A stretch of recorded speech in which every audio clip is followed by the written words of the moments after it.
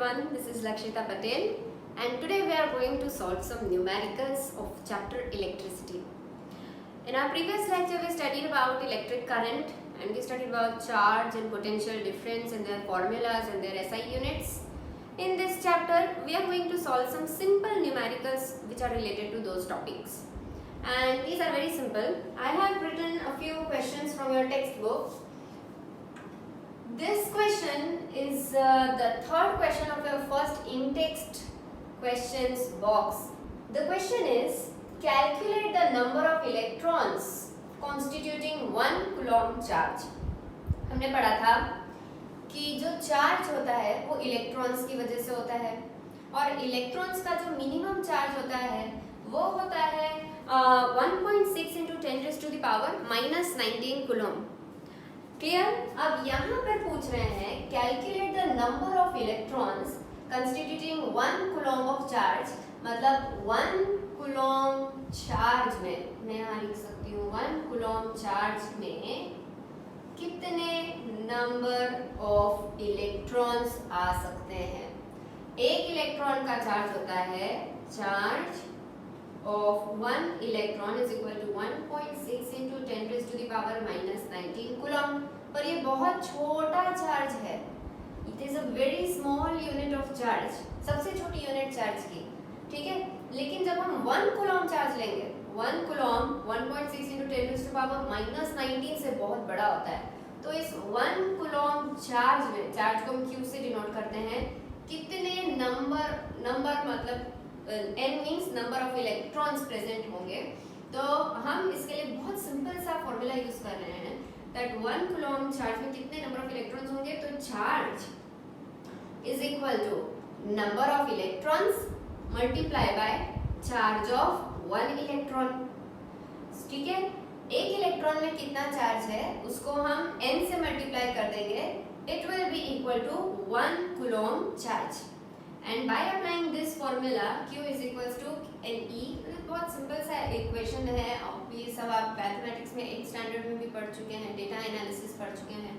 So how will you solve this.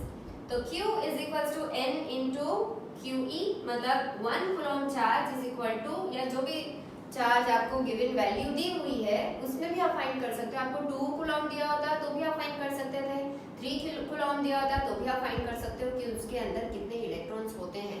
कैसे find कर सकते हैं, क्योंकि हमको एक सिंगल इलेक्ट्रॉन का चार्ज पता है. ठीक है, तो मान लीजिए कि आपको यहाँ चार्ज की वैल्यू दी हुई है. कोई भी सॉल्यूशन करेंगे तो सबसे पहले हम गिवन लिखेंगे. ठीक है, अब यहाँ पर हम गिवन लिख लेते हैं that given okay number of electrons तो आपको फाइंड करने हैं, तो मैंने यहाँ पे लिख दिया है. चार्ज आपको दिया हुआ है 1 coulomb. तो अब आप फाइंड कैसे करोगे, और आपको एक चीज तो पता ही है, charge of 1 electron is equal to 1.6 into 10 raised to the power minus 19 coulomb. यहाँ तक मैंने आपको एक्सप्लेनेशन की थी. जब आप लिखेंगे एक्चुअली में सॉल्यूशन करते हैं किसी भी न्यूमेरिकल का, तो सबसे अच्छी टेक्निक होती है, मैं हर बार स्टूडेंट्स को कहती हूँ, न्यूमेरिकल्स इन फिजिक्स और any subject are not hard. बस आपको समझना है कि क्या क्या दिया हुआ है क्वेश्चन में और क्या पूछा है क्वेश्चन में, उसकी लिस्ट बनाइए. Right the given content. तो सबसे पहले शुरुआत कीजिए क्वेश्चन पढ़ के, व्हाट इज गिवन. तो नंबर ऑफ इलेक्ट्रॉन्स दिए हुए नहीं है, वो फाइंड करना है. चार्ज आपको दिया हुआ है 1 coulomb और चार्ज ऑफ 1 इलेक्ट्रॉन आपको पता है that is 1.6 into 10 raised to the power minus 19 coulomb. And from this we'll apply the formula that Q is equals to N into E या फिर QE. 1 coulomb चार्ज, यहाँ पर 2 coulombs दिया होता charge तो आप यहाँ पर 2 पुट करते. 10 दिया होता चार्ज की वैल्यू तो आप यहाँ पर 10 पुट करते. आपको आंसर मिल जाएगा नंबर ऑफ इलेक्ट्रॉन्स. तो number of electrons multiply by charge of 1 electron, that is 1.6 into 10 raised to the power minus 19 coulomb. तो आपको यहाँ पर मिलता है n is equal to, ये 1 coulomb इधर है तो 1 ये नीचे चला जाएगा, 1.6 into 10 raised to the power minus 19 coulomb.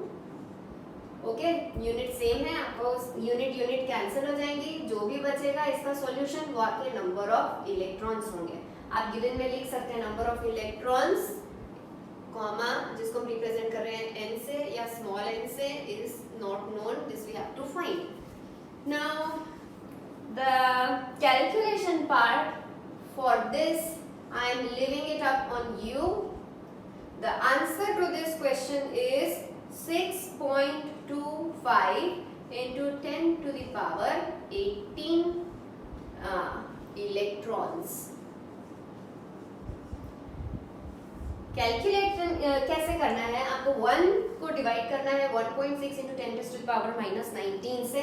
जब आप ये कैलकुलेशन करोगे तो आपको आंसर आएगा 6.25 into 10 to the power 18 electrons are present in 1 coulomb of charge।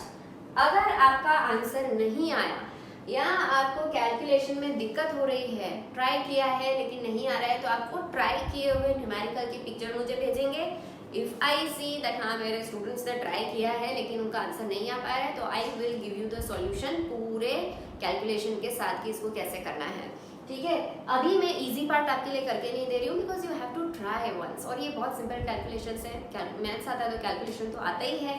And कैसे करना है मैंने आपको बता दिया, क्या फॉर्मूला लगाना है वो बता दिया है, किसको आपको कैलकुलेट करना है वो भी बता दिया और आंसर भी बता दिया है। So you just have to work out the calculations. फिर भी नहीं आया answer, so just let me know, I will help you out. Fine. Now ये जो आंसर आया है ये है हमारे नंबर ऑफ इलेक्ट्रॉन्स जो 1 कूलॉम चार्ज में होते हैं। जब भी हम 1 कूलॉम चार्ज की क्वांटिटी की बात कर रहे हैं कि अगर 1 कूलॉम चार्ज है तो उस चार्ज के अंदर कितने इलेक्ट्रॉन्स हैं जिन सबका चार्ज एड अप होके 1 कूलॉम बन रहा है। ठीक है, तो वो नंबर ऑफ इलेक्ट्रॉन्स होते हैं 6.25 into 10 to the power 18 electrons combined together to build up a charge of 1 coulomb. Fine? Okay. After doing this, you can pause the video, you can note down the solution. I'm rubbing it for now because we have to go on our second question. This is the first numerical example which is given in your textbook. तो यहाँ आपको given मैंने लिखवा दिया है और answer मैं आपको लिख के दे रही हूँ, आपको फाइंड आउट करना है 6.25 into 10 to the power 18 electrons is your answer. Find it out, do the calculation work. If you are not getting the answer, just let me know in all the cases. Now we come upon the next numerical problem, that is the example which is given in your textbook on page number 200, page number 200. So you can go through the textbook also. What is asked? सबसे पहले क्या करेंगे, number 1 step numerical solve करने की number 1 step है read the problem, understand what is given, what is asked. समझने के बाद स्टार्ट राइटिंग द सॉल्यूशन जिसमें हम सबसे पहले लिखेंगे गिवन कंटेंट। समझ में आई बात? मैंने इसीलिए क्वेश्चन लिखा है बोर्ड पे ताकि आप देखें कि हम न्यूमेरिकल स्टेप बाय स्टेप कैसे करते हैं। जिन लोगों को न्यूमेरिकल में प्रॉब्लम्स आती हैं, 9th में भी बहुत प्रॉब्लम आई, 10th में तो बहुत सारे न्यूमेरिकल्स आने ही वाले हैं, आप लोगों को मेरे साथ साथ हर न्यूमेरिकल सॉल्व करना है। जिनको नहीं आती उनको भी सॉल्व करना है।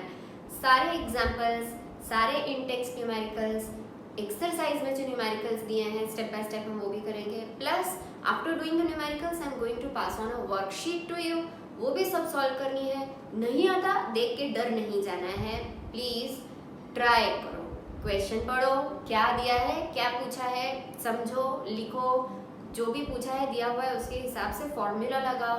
नहीं आ रहा है तो मुझे बताओ, ठीक है, पर ट्राई जरूर करना है। पहले डिसाइड नहीं कर लेना है कि आई डोंट नो, मेरे को न्यूमेरिकल नहीं आता, मैं नहीं करने वाली, ये करने वाला। So again we come to the question, a current of 0.5 ampere, एक करंट है, करंट की वैल्यू दी हुई है 0.5 ampere is drawn by a filament. Drawn मतलब एक करंट खींचा जा रहा है। कौन खींच रहा है करंट को? There is a filament of an electric bulb. अब आप सबने देखा होगा इलेक्ट्रिक बल्ब्स जो होते हैं, जो इनकैंडेसेंट इलेक्ट्रिक बल्ब्स होते हैं, वो येलो कलर के बल्ब्स, उनके अंदर फिलामेंट होती है। सबसे सिंपल फिलामेंट टंगस्टन फिलामेंट है ना, जो यूजुअली यूज होती है। तो यहाँ दिया हुआ है कि एक इलेक्ट्रिक बल्ब है, उसके अंदर ये जो फिलामेंट है, ये फिलामेंट 0.5 एम्पियर का करंट ड्रॉ कर रही है। तो हमको करंट आई दिया हुआ है 0.5 एम्पियर। अब ये जो इलेक्ट्रिक बल्ब है वो इतना करंट ड्रॉ कर रहा है for a period of 10 minutes. कितने पीरियड के लिए? तो टाइम हमें दिया हुआ है 10 minutes. Find the amount of electric charge. पूछा क्या है?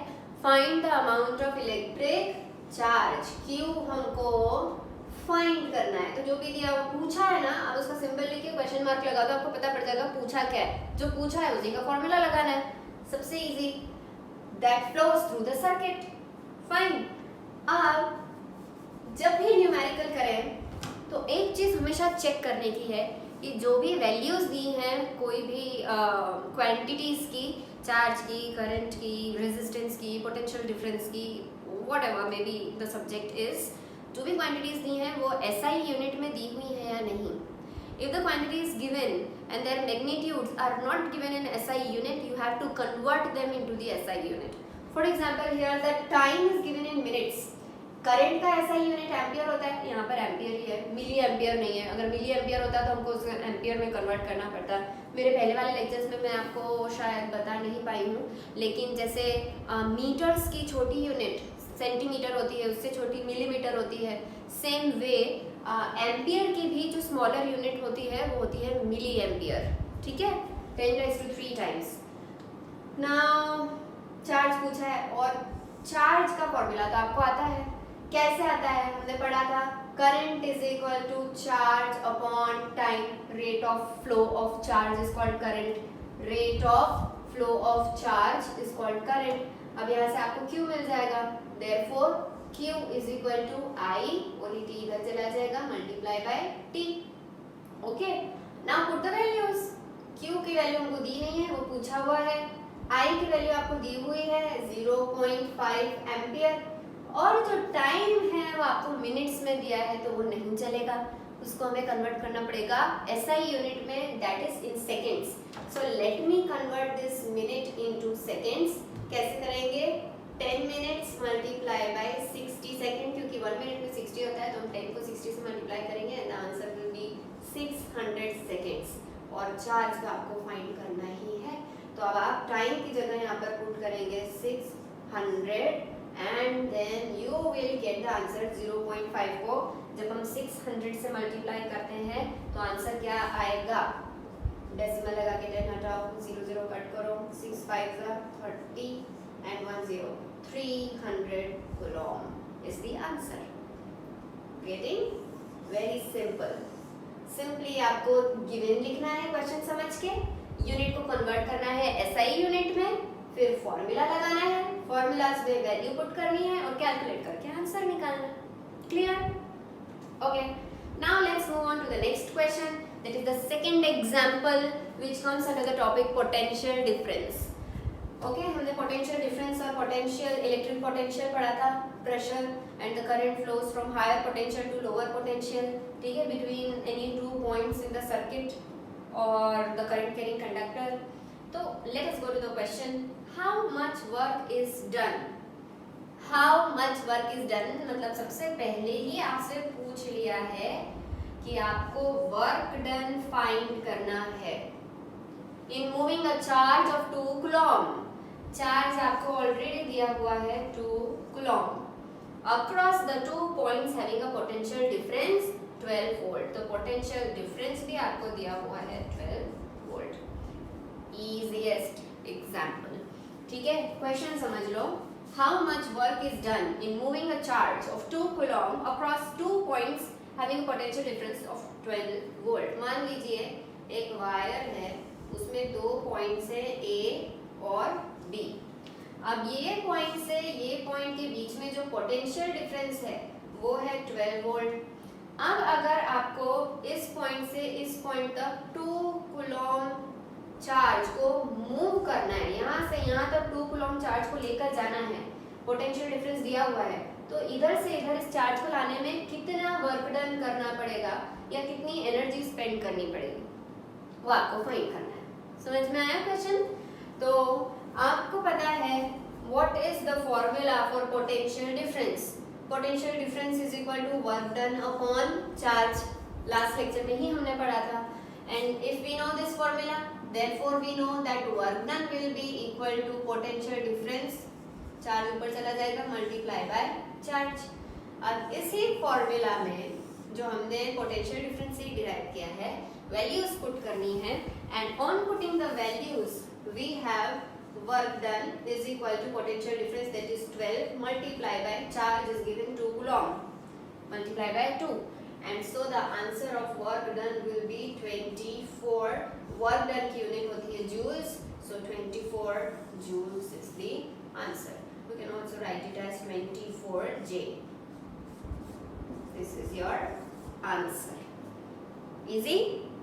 okay, now we are going to study about the common symbols which we are using while making the circuit diagrams। हमने अभी तक बहुत सारे सिंपल सर्किट डायग्राम्स देखे और ड्रॉ भी किए हैं।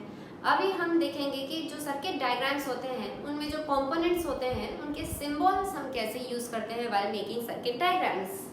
Right, so I made a list of the components which we are going to use in this chapter in the circuit diagrams। so let's see, an electric cell।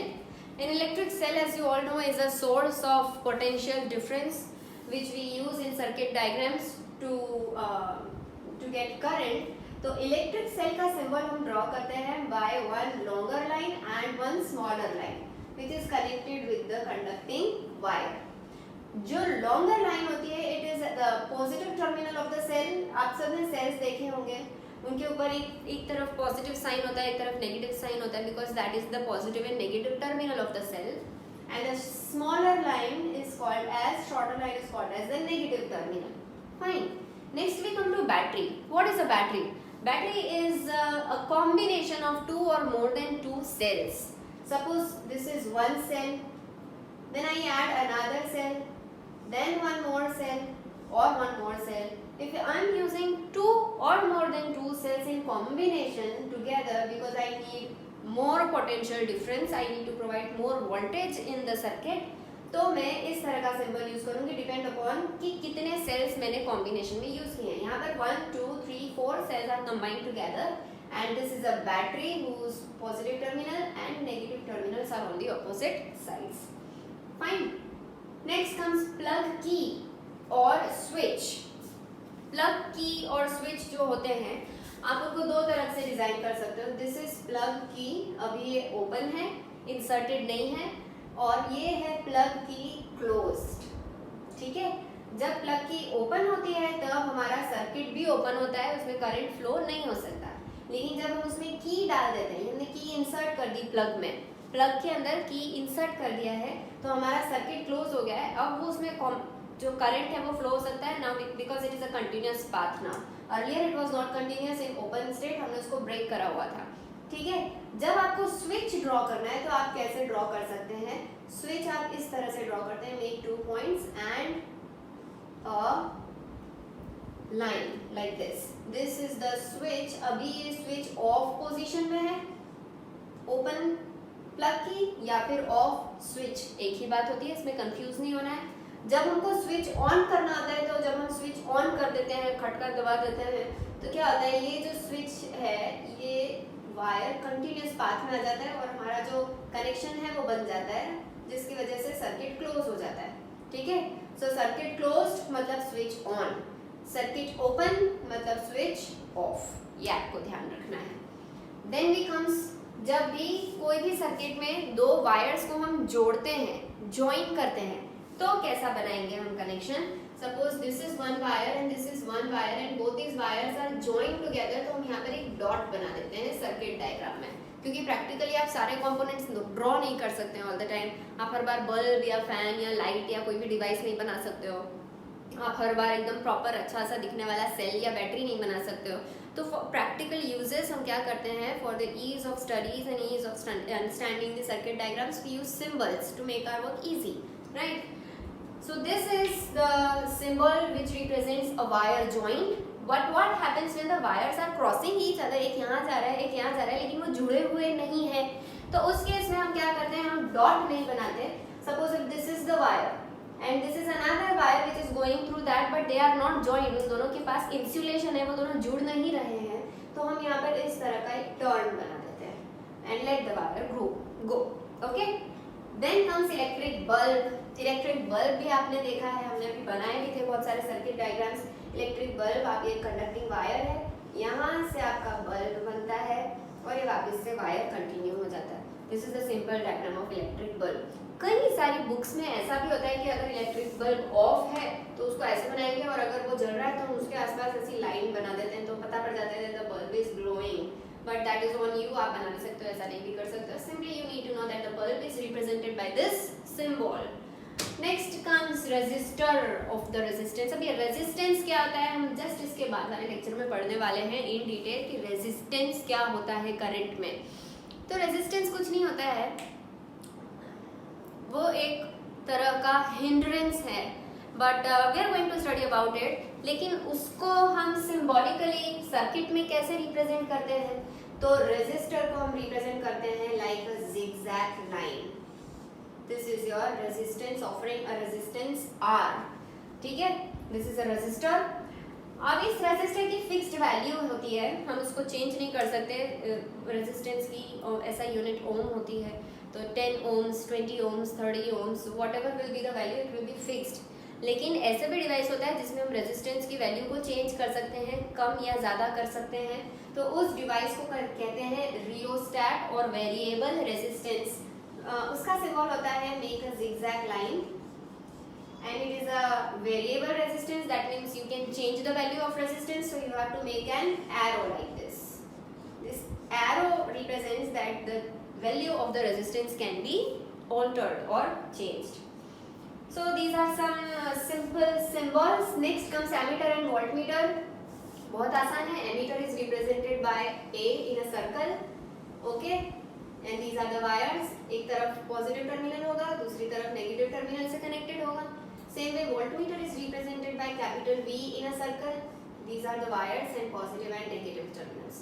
Ammeter is always connected in series combination in a circuit and voltmeter is always connected in parallel combination in a circuit with the devices.